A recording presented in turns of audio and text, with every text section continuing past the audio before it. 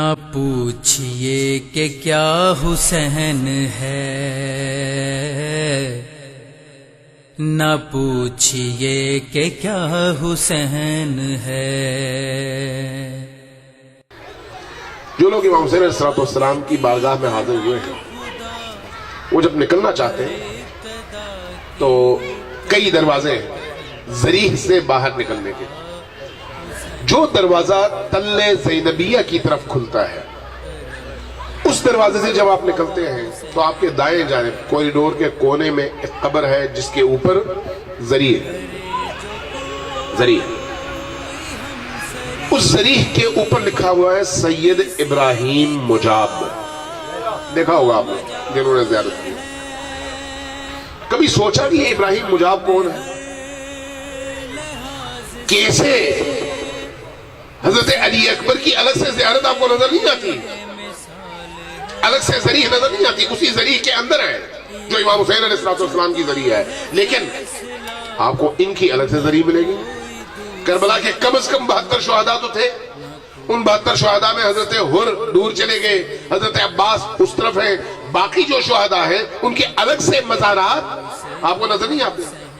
یہ ابراہیم مجاب کون ہے جس کی الگ سے بارگاہ ہے، جس کو قبہ ملا ہے، جس کو ذریح ملی ہے، اور یہ اذن کے بغیر ممکن نہیں ہے، اذن کے بغیر ممکن نہیں ہے۔ ایک دوسرے لفظوں میں وہاں سے اجازت ملی تب جا کر مشیت الہی کے مطابق یہاں پر ان کی ذریح بنی اور الگ سے ان کی علامت بنی۔ ابراہیم مجاب امام حسین کے بیٹے نہیں ہیں، ابراہیم مجاب کربلا کے شہداء میں نہیں ہے۔ وہ کیا ہے؟ واقعی شہداء کے بہت عرصے کے بعد کربلا میں آباد سادات کا ایک فرد، لیکن اس کی وہ کون سی ادا ہے جس نے اس کو حسین کی بارگاہ میں اتنا محبوب کر دیا کہ حسین نے اپنی بارگاہ میں اس کو نہ صرف طلب کیا بلکہ اپنے قرب میں، اپنے ساتھ میں اس کو جگہ بھی عطا کر دی۔ ابراہیم مجاب عاشق حسین ہے اور وہ فرد ہے جس کے دل میں حسین کی محبت ایک آگ کی صورت میں شعلہ ور ہے۔ دلیل کیا ہے؟ صبح اٹھتے ہیں، اپنی نمازیں اور اپنی عبادات کرنے کے بعد نکلتے ہیں باہر، محنت مزدوری کرتے ہیں، رات ہوتی ہے گھر جاتے ہیں، دن بھر اپنی محنت مزدوری بھی کرتے ہیں اور عبادات بھی انجام دیتے ہیں، رات کو جا کے والدین کی خدمت بھی کرتے ہیں۔ ہر شب جمعہ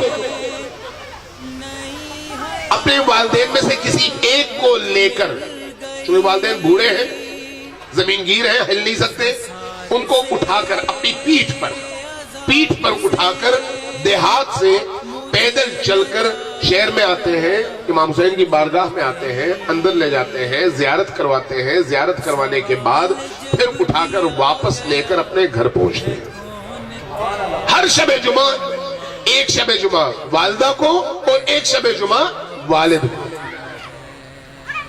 ایک جمعے کی رات تھی، جمعرات کا دن گزر گیا، سارا دن محنت کی، مزدوری کی اور حق حلال کی روزی کمائی، اور اس کے بعد جب گھر پہنچے تو والد نے کہا چلنا ہے؟ کہا ہاں بیٹا چلتے ہیں، بابا چلتے ہیں۔ بابا کو اٹھایا کندھے پر، تھک گیا تو پیٹھ پہ اٹھا لیا، پیدل چلا، پہنچا امام حسین کی بارگاہ میں، زیارت کروائی، خود بھی کی، سلام کیا، اور اس کے بعد پھر اپنی پیٹھ پر اٹھایا اور واپس چلا۔ گھر پہنچا تھک کے برا حال، صبح سے محنت اور اب بھی یہ الگ سے مشقت۔ اپنے والد کو زمین پر رکھا ہی تھا کہ والد کی آواز آئی، والدہ کی آواز آئی، بیٹا واپس آ گئے ہو؟ کہا ہاں۔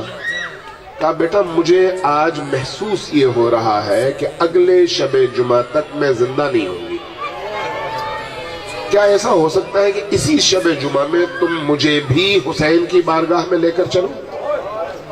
میں چاہتی ہوں کہ وہاں پر جاؤں، سلام کروں، ہو سکتا ہے میرا آخری سلام۔ دل میں اور ذہن میں لمحہ بھر کے لیے یہ احساس پیدا نہیں ہوا کہ میں تو اب مرا جا رہا ہوں۔ فوراً کہا امی جان ٹھیک ہے میں آپ کو لے کے چلوں. کمر سیدھی کی, اٹھا, ماں کو اٹھایا. رستے میں تھکن سے اور تکلیف سے برا حال, لیکن دل میں متوجہ ہے حسین ابن علی کی طرف. مولا چونکہ آپ کو یہ پسند ہے کہ ہم اپنے والدین کی عزت کریں, احترام کریں اور ان کا خیال رکھیں. والدہ کی خواہش تھی میں ان کو اپنی تمام تکلیف کے باوجود اٹھا کر لے کر آ رہا ہوں. ان پر کوئی منت نہیں ہے, اس لیے کہ یہ میرا فرض ہے, لیکن آپ سے میں اجر چاہتا ہوں. آپ مجھ سے راضی ہو, آپ مجھ سے راضی ہو. اس کیفیت میں حرم میں پہنچے. حرم میں پہنچنے کے بعد ذریح سے باہر کھڑے ہو کر اونچی آواز سے کہا, السلام علیک یا ابا عبداللہ الحسین.